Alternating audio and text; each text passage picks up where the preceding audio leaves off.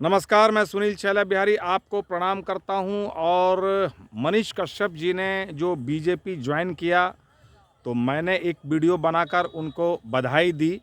लेकिन उसके बाद मैंने देखा कि उनके बहुत सारे मित्र हैं ऐसे जो बहुत दुखी हैं उनके इस डिसीजन से कि उन्होंने बीजेपी क्यों ज्वाइन किया, और अभी वो बीजेपी की इतनी प्रशंसा कर रहे हैं, जबकि उन्होंने घोषणा की थी कि मैं चुनाव लड़ूंगा और बिहार की तस्वीर को बदलूंगा, ये करूंगा वो करूंगा।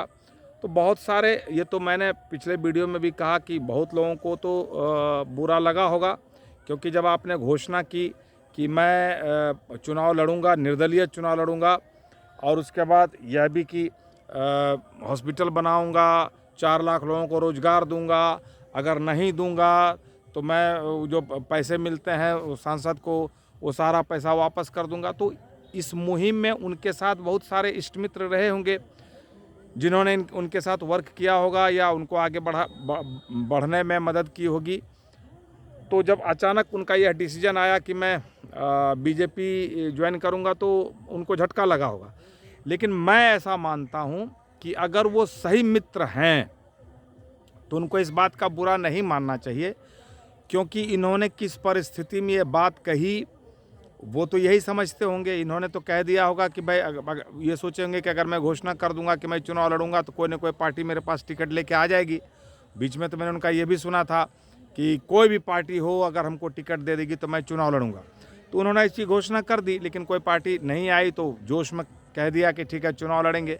जब बाद में चुनाव में गए होंगे तो उनको लग रहा होगा कि लोकसभा चुनाव इतना इतना बड़ा क्षेत्र होता है लोकसभा, उसके बाद पूरा संसाधन, पूरा पैसा, सब कुछ लगाना, तो इतना लोगों के पास संसाधन होता नहीं है। और वो भी अचानक में, अगर पहले से तैयारी रहती तो अलग बात है।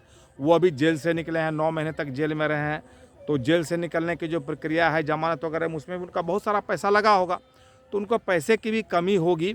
इसलिए जो बुरा मान रहे हैं उनको बुरा नहीं मानना चाहिए, उनको इस डिसीजन में भी साथ रहना चाहिए कि चलिए ठीक है, आप जहाँ हैं वहाँ हम लोग साथ रहेंगे।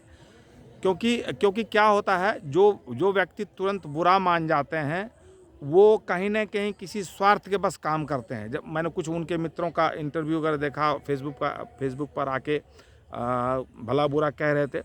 उनका नाम लेना बहुत उचित मैं नहीं समझता हूँ, या मैं ऐसे जानता भी नहीं उनको। लेकिन हाँ, उनका कहने का मतलब, उन्होंने जो कहा कि बुरे वक्त में मुझे मनोज तिवारी भैया ने साथ दिया, बीजेपी ने साथ दिया, फलाने ने साथ दिया, तो इस बात से भी उनको कष्ट है कि उन्होंने साथ दिया तो क्या हमने साथ नहीं दिया। तो अगर आपने साथ दिया है तो भाई इस बात में खफा होने की क्या आवश्यकता है। हो सकता है वो नाम भूल गए होंगे आपका, तो इस बात में बुरा नहीं मानना चाहिए। और मैं ऐसा मानता हूं कि जो भी इष्ट मित्र हैं, जो उनके शुभचिंतक हैं, उनको खुश होना चाहिए, या आपको उनसे बात करनी चाहिए कि आपने ऐसा डिसीजन क्यों लिया, और इसमें अगर कुछ परेशानी हो तो उनको हेल्प करना चाहिए। अभी हम लोग जानते तो नहीं है ना कि किस परेशानी में, किस मुसीबत में आकर उन्होंने ऐसा डिसीजन लिया। लेकिन शुभचिंतक होने का यह मतलब होता है कि किसी भी परिस्थिति में, अगर आप साथी हैं तो किसी भी परिस्थिति में उनके साथ रहिए। तो मैं ऐसा ही साथी हूँ कि मनीष जी ने किस दबाव में,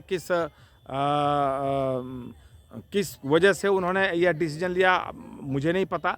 लेकिन अगर मैं शुभचिंतक हूँ तो मुझे उनके साथ खड़ा रहना चाहिए। और मैं बोलता हूँ कि भाई ठीक है, मैं साथ में खड़ा हूँ।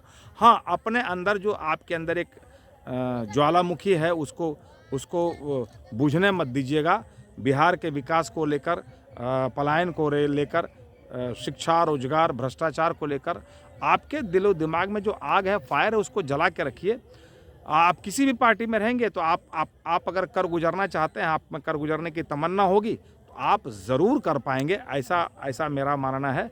तो मैं फिर से कह रहा हूं कि जितने भी मनीष कश्यप जी के दोस्त हैं, इष्ट मित्र हैं, जिनको नाराज़गी है, वो नाराज़गी दूर कीजिए। अगर एकदम आप एक झटके में नाराज़ हो जाते हैं, इसका मतलब आप किसी स्वार्थ के बस उनके साथ खड़े हुए थे। हम किसी स्वार्थ के बस खड़े नहीं हैं, इसलिए हम उनको फिर से बधाई देते हैं और उनके इष्ट मित्र को समझाएंगे कि आप मिल के बैठ के बात कीजिए। और अगर आपको किसी बात की तकलीफ है तो फटाक से फेसबुक पर आके किसी को गाली देना, ये मैं मनीष जी को भी समझाता हूं कि आप एग्रेसिव पत्रकारिता जो करते हैं इसको कम कीजिए।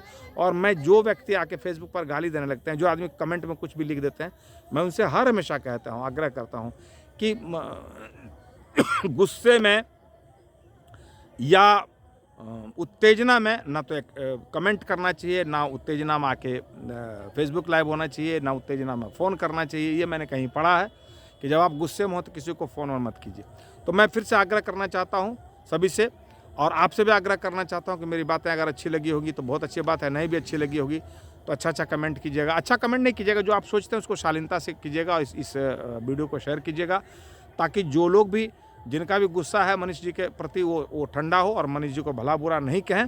अब कोई मजबूरी रही होगी, कोई परेशानी रही होगी, पैसे वैसे की परेशानी रही होगी, जिसकी वजह से उन्होंने ऐसा कदम उठाया है। बहुत बहुत धन्यवाद। अगर फेसबुक पर देख रहे हैं तो हमारे फेसबुक पेज को फॉलो कीजिएगा, लाइक कीजिएगा, और अगर यूट्यूब पर देख रहे हैं तो हमारे यूट्यूब चैनल को सब्सक्राइब कीजिएगा। और अगर एक बार कर चुके हैं तो आपको बहुत बहुत धन्यवाद इस बात के लिए, और कुछ गलती हुई होगी तो माफ़ कर दीजिएगा। जय हिंद।